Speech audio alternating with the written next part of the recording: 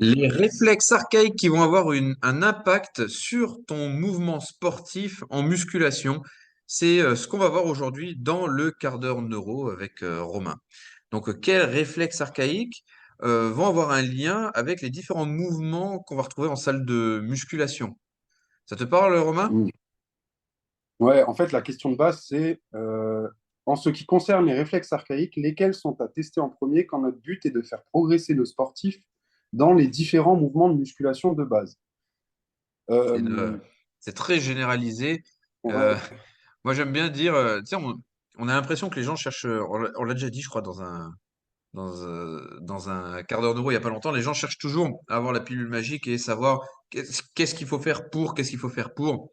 Pour de vrai, teste tous tes réflexes archaïques parce que et ça va tellement dépendre de plein de choses.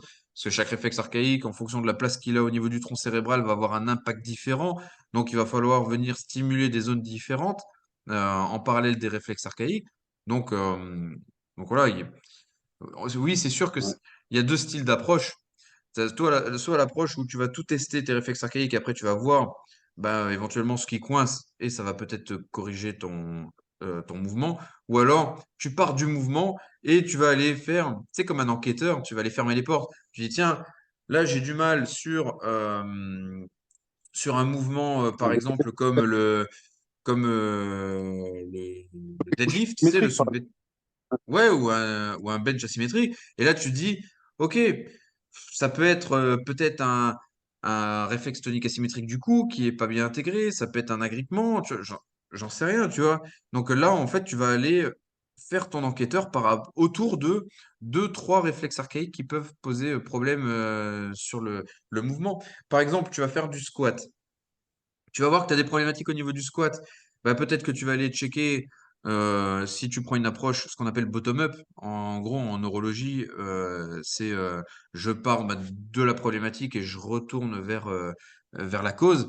Je vois que j'ai une problématique en squat.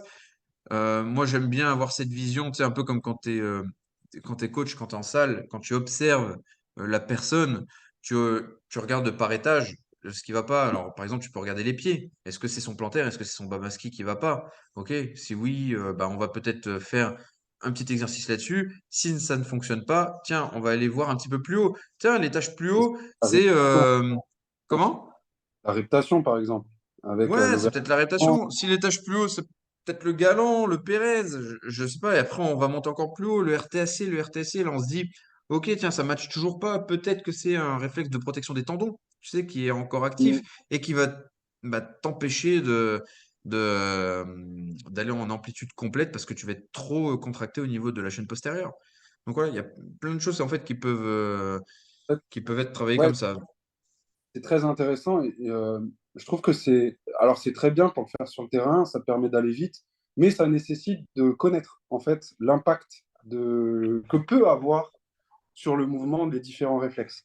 Le moyen, à mon sens, de connaître l'impact que peuvent avoir les réflexes, bah, c'est déjà de savoir tester tous les réflexes. Donc du coup, s'il y a une question de ce type-là, je pense que je répondrais quelque chose du style, tu dois savoir tester tous les réflexes archaïques, parce qu'au final, tous les tester, ça te prend 3 4 minutes une fois que tu as la... C'est comme une danse, en fait. 3 4 minutes. On avait timé la dernière fois, ça nous a mis 2 minutes 10. Voilà, tu les testes tous. Et derrière, une fois que tu as la picture, La vision, quoi, la vision d'ensemble. principale ensemble, ben, du coup, tu peux aller piocher avec ta fiche à côté. Ah, ok, j'ai un problème de shift au squat, c'est peut-être celui-là, celui-là, celui-là. Et ce qui sort, et donc, du coup, tu seras plus précis.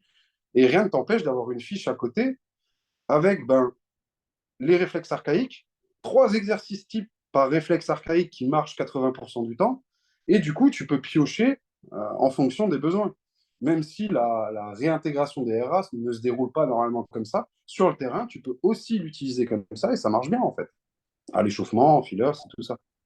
Ouais, moi je sais quand j'ai eu la conversation encore hier avec un de nos élèves qui disait ouais mais comment faire quand tu es à plusieurs tu sais pour venir travailler sur l'intégration d'un réflexe archaïque et je lui disais ben moi quand je bossais dans les entraînements croisés c'était Mhm. soit en warm-up je prenais des réflexes archaïques ou des exercices neuro, hein, qui avaient un Mm. lien avec ce qu'on cherchait. Par exemple, je sais pas, moi, tu fais du soulevé de terre, bah, peut-être qu'on va travailler de la réptation avant, peut-être qu'on va travailler le plantaire, peut-être qu'on va travailler l'agrippement, ou peut-être qu'on va Mm. travailler sur de l'extension, tout simplement, tu sais, stimuler l'extension, donc peut-être le système vestibulaire, hein, par exemple. Et sinon, ben, quand tu commences à faire tes moments de force en début d'entraînement, tu vas travailler, je sais pas moi, peu importe si tu travailles par exemple euh, en tempo 5, 0, 2, 0 sur du soulevé de terre, tu vois commencer à avoir certaines problématiques chez tes élèves et là tu vas aller les voir individuellement et tu vas voir ben, qu'est-ce qui ne va pas chez lui, tu vois. Ouais. Et c'est là que ça Donc, serait intéressant. Au final, tester tous les réflexes, ça te prend 3 minutes par élève. Si dans tes cours, il y a toujours un peu les mêmes élèves qui viennent, qu'est-ce qui t'empêche d'avoir testé les réflexes et d'avoir une fiche par élève avec un ordre d'importance sur un semi-individuel où tu vas, OK, là, pendant 6 semaines, tu vas plutôt travailler là-dessus. Mais pendant les séances, rien ne t'empêche de piocher dans ta liste de problématiques chez cette personne-là et en fonction de ce que tu observes, d'aller dégainer le bon outil au bon moment. ouais.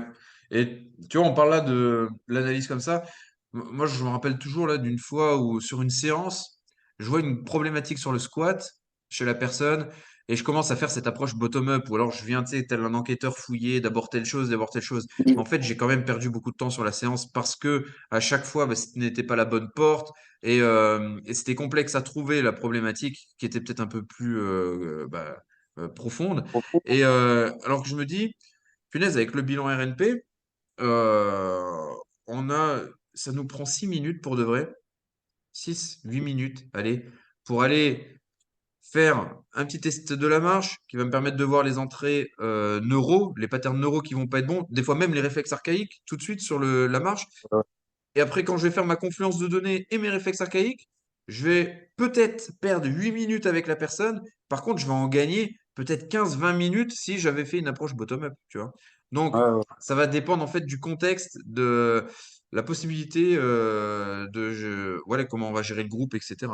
Donc voilà, ça va tellement vite en fin de compte de faire des petits tests complets Mm. que, que voilà, Bon, ça vaut le coup. j'avais aussi des cours de groupe en suivi quand j'habitais encore à Strasbourg. Et en fait, il est encore là, hein, un énorme classeur où dans ce classeur, en fait, un classeur avec des fiches. Et chaque fiche, c'était une des personnes qui venaient à la salle, donc un des abonnés de la salle. Et du coup, je savais dégainer sur les séances plutôt muscu, etc. OK, j'ai son profil, sa carte d'identité du mouvement. Et en fait, si tu prends une personne à chaque fois sur 5-6 minutes à la fin de chaque séance ou au début de chaque séance, ceux qui viennent en avance, ceux qui sont impliqués, engagés dans leur processus d'entraînement, derrière, tu collectes des données. C'est quand même sympa après, derrière, pour pouvoir faire de la semi-individualisation. Tu peux déjà, en reprenant tes fiches le soir, et au fur et à mesure, faire des sortes de mini-groupes de travail, etc. etc. Et ça pousse la qualité du travail peut-être un peu plus loin. Ouais, Je parce sais que la pas. personne Après, qui est en c'est. face de toi, qui a un problème, je sais pas, tu fais un exercice de quelconque de pliométrie, et tu vois qu'il y a une problématique sur cet exercice de pliométrie, tu vois. Tu vas pas commencer à aller chercher, ah bah tiens, qu'est-ce qui manque chez toi? C'est peut-être ça ou ça chez toi? Non, ça normalement tu le fais sur des testings que tu as fait en préalable avec tes athlètes et tu connais leurs forces et faiblesses. Donc en fin de compte, avec la neuro, bah, c'est pareil. Tu as un petit testing qui te prend beaucoup moins de temps quand même que faire des tests physiques avec tes sportifs. Et donc, tu arrives à avoir tout de suite son, comment dire, sa map de la performance, quoi. Ouais, tu peux l'appeler comme tu veux, la carte d'identité du mouvement, son Ouais. profilage. Il y a plein de manières de le parler, d'en discuter. L'idée, c'est juste d'avoir le plus d'informations possible pour pouvoir être le plus juste possible dans ce que tu proposes. Enfin, carrément. Ouais. Mais après, voilà, c'est sûr que vous avez cette possibilité de vous dire, punaise, je suis en cours, en séance, avec du collectif. Je peux pas forcément aller chercher l'individuel à chaque fois, mais vous allez voir dans son mouvement quelque chose qui ne va pas aller. Et c'est normal parce que je vous incite à regarder toutes les vidéos qu'on fait quand on parle de boucle sensorimotrice.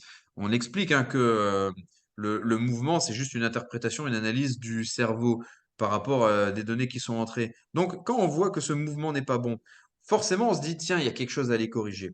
Et c'est Mm. pas faux de se dire, tiens, je vais essayer, peut-être que c'est ça, peut-être que c'est ça. Il y a des choses, ça va vous sauter aux yeux. Et vous allez pouvoir le faire très facilement.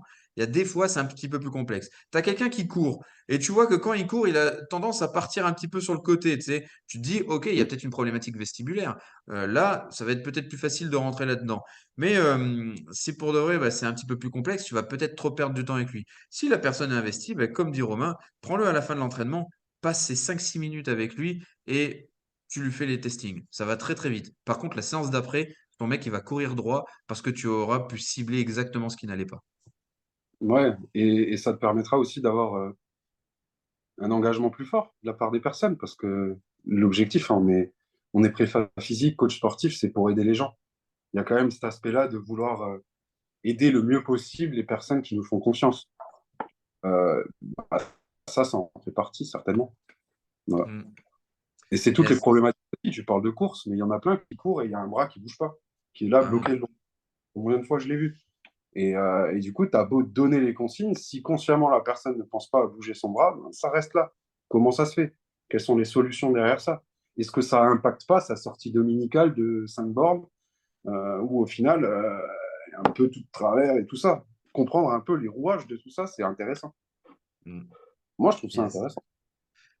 Complètement. Non, mais de toute façon, c'est un moment, vous voulez optimiser quelque chose, que ce soit le mouvement ou la performance chez votre sportif, il va falloir s'intéresser à un petit peu plus que on va faire du pigeon pendant 10 minutes à l'échauffement, plus du rouleau d'automassage, etc.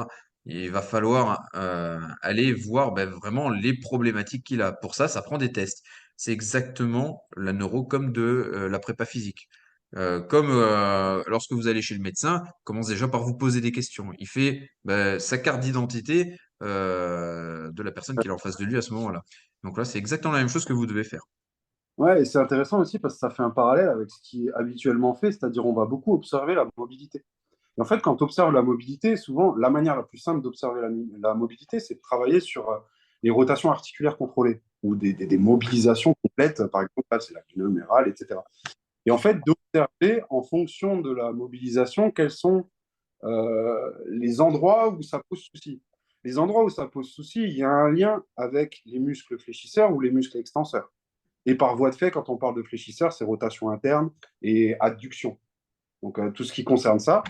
Et on peut voir souvent sur les mobilisations articulaires que ça bug à un endroit de la rotation, si on peut dire, et qui est en lien avec des groupes musculaires bien précis. Et en fait, ce qui est intéressant, c'est qu'en couplant avec des réflexions autour du système nerveux, on se rend compte que ces limitations, elles sont peut-être pas forcément structurelles à la base, et que on peut aller chercher peut-être un peu plus loin en régulant le tonus des fléchisseurs ou des extenseurs et donner accès à un mais ce qui nous permet derrière, avec 3-4 minutes d'exo, d'aller faire le travail de mobilité, le vrai travail de mobilité qui fait suite dans ton échauffement, mais avec une capacité de mouvement qui est un peu plus accrue. Et donc, du coup, au fur et à mesure de l'enchaînement des réflexions et des mises en place de ce type-là, d'avoir vraiment quelque chose qui se fixe dans le temps. Parce que Ouais. bien que tu reviens à la course à un niveau un peu plus profond, en fait. Ouais, mais complètement. Moi, ça me parle, hein, l'exemple que tu donnes, par exemple, tu parles de mouvement contrôlé, c'est quelque chose de très très bien. Euh, Si demain, tu as une crevaison lente sur ta voiture, tu as un pneu de ta voiture, il a une crevaison lente. Si tu remets de l'air dedans, ok, bah, tu vas pouvoir rouler, mais tu auras toujours cette crevaison lente. Par contre, si tu es venu identifier le problème et que le problème, c'est bah, il y a une crevaison, il va falloir que je mette quelque chose, tu vois, ou que je change mon pneu, bah, tu n'auras plus de problématique. Peut-être que faire des mouvements contrôlés, ça va t'améliorer sur le coup, mais si la cause de ta problématique à l'épaule, bah, c'est pas l'épaule, bah, tu vas un petit peu, tu vas mettre, ouais, tu vas juste essayer de colmater tant bien que mal une fuite, alors qu'en fin de compte, il va peut-être manquer des informations en amont, quoi. Voilà. Yes. Ouais, je te Et suis donc, totalement. ouais, et Ça veut donc dire ça prend, tu vois. Tu me... pardon, je suis désolé. Mais tu sais, par exemple, on voit beaucoup en mouvement, tiens, il faut que je travaille sur mon overhead, je vais faire de l'ouverture thoracique. Allez, c'est parti, je prends des élastiques, je prends des rouleaux d'automassage, je fais des tractations avec la bande, etc. pour créer de la mobilité au niveau articulaire, etc. Mais c'est bien. Mais le problème, c'est si c'est ta respiration qui ne va pas, eh ben, tu as Ouais. oublié de travailler une chose quand même primordiale. Et c'est peut-être juste ta respiration. Tu vois? Mm. Si c'est peut-être un réflexe tonique asymétrique du coup qui ne s'est pas bien intégré, ben, il sera quand même encore présent malgré le fait que tu vas travailler sur ta mobilité. Alors oui, tu vas avoir un effet court terme, mais voilà, tu vas la travailler pendant 6 mois, un an, tu vas t'habituer, ça va durer 3 ans, tu vas passer au début 2 minutes, tu vas passer sur 15 minutes d'exercice là-dessus et tu n'auras toujours pas réglé le problème. Donc voilà, le fait Mm. de faire en Et amont tes petits tests, ça va te permettre de dire, tiens, moi j'ai un problème de mobilité thoracique. Ouais, j'ai un réflexe tonique asymétrique du cou qui est pas bien intégré, ou je raconte une bêtise, ça peut être un réflexe galant, pas bien intégré, peu importe, réflexe de Pérez. Ben là, ok, je vais travailler dessus, je vais permettre en fin de compte à mon système nerveux de se dire, ok, en fin de compte, ce mouvement, je suis capable de le faire. Et là, vous allez là, tu l'ancrer. renforces. Ouais. Et là, Voilà. tu renforces et ta Et là, tu mobilité. viens renforcer. Et là, une fois que tu as créé ton amplitude normale, que tu as redonné le bon signal à ton système nerveux central, là, tu viens replacer ta mobilisation, tu viens placer de l'exercice dessus, et voilà. On le retrouve souvent, enfin, tu vas faire 2, 3 semaines sous forme d'un cycle de travail de ce type-là. Ça va tenir 1, 2 semaines et derrière, au fur et à mesure de stimulation autre, ben, tu reviens dans tes travers, on va dire. Et tu te retrouves à refaire la même chose et ah ouais, c'est vrai que le cycle de mobile avait bien marché, faut que je le refasse. Ben, c'est qu'il y avait quelque chose de sous-jacent peut-être. C'est ça qui est intéressant d'aller fouiller. En tout cas, si tu t'intéresses à l'humain, c'est intéressant. Ouais, cherchez l'optimisation. Ah, ne cherchez pas la pilule magique parce qu'elle n'existe pas. Par contre, ce que vous pouvez chercher, c'est les causes. Cherchez Mm. les vraies causes des problématiques.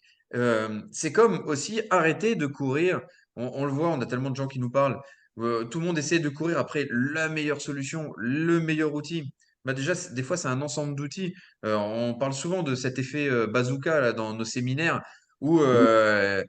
je sais pas ce qui va marcher. C'est peut-être des fois un ensemble de choses qui ne vont pas et il va falloir essayer de les imbriquer. Ça, c'est ce qu'on voit chez la BoRNP. Donc, des fois, voilà, vous essayez de courir derrière des lièvres qui vont, voilà, qui vous emmènent dans des mauvaises directions. Voilà, voilà. Ouais.